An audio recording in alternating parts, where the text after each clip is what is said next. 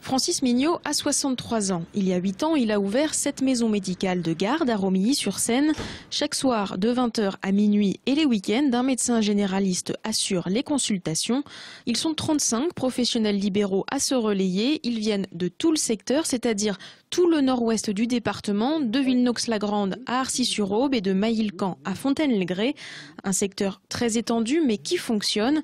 Pour lui, comme pour beaucoup de ses confrères, la réforme de la permanence des soins proposée par l'Agence régionale de santé est tout à fait envisageable. On n'a jamais eu de problème. On fait également les certificats de décès dans les maisons de retraite, donc on n'a eu aucun problème. Donc aujourd'hui, je ne comprends pas qu'on puisse remettre en cause ce que nous faisons ici. Il faut que les gens comprennent qu'aujourd'hui, la référentiation des médecins généralistes en milieu rural ne leur permettra pas d'avoir un médecin comme ça au cou.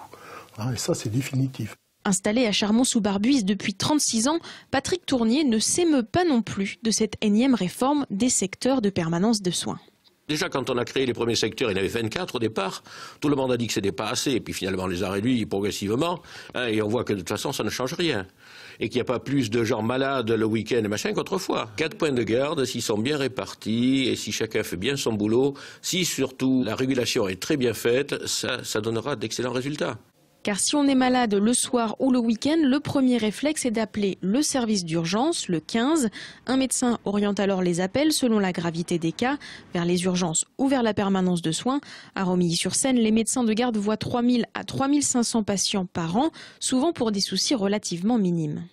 Les vraies urgences, il y en a très peu. Et normalement, elles ne viennent pas dans ces maisons médicales libérales. C'est le SAMU, c'est l'infarctus, c'est l'accident vasculaire cérébral. Nous, on fait quand même de la petite bobologie.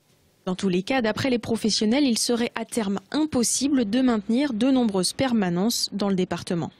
On a de moins en moins de médecins, donc on ne peut pas leur demander d'aide de garde toutes les 4 nuits, sachant que déjà ils ont du mal à assurer leur métier la journée.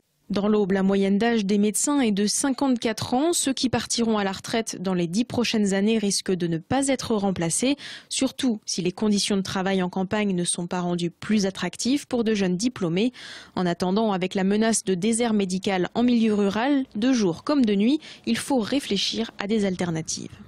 On verra si on peut mettre en place des transports ou si on peut trouver des médecins, pourquoi pas des internes, qui se déplaceraient chez les patients qui ne peuvent pas se déplacer. Le 12 décembre, tous les médecins libéraux du département sont invités à une réunion avec l'Agence régionale de santé pour discuter de ces mesures. Aujourd'hui, tout le territoire aubois est couvert par ce système de permanence de soins, ce qui n'est pas le cas partout en France.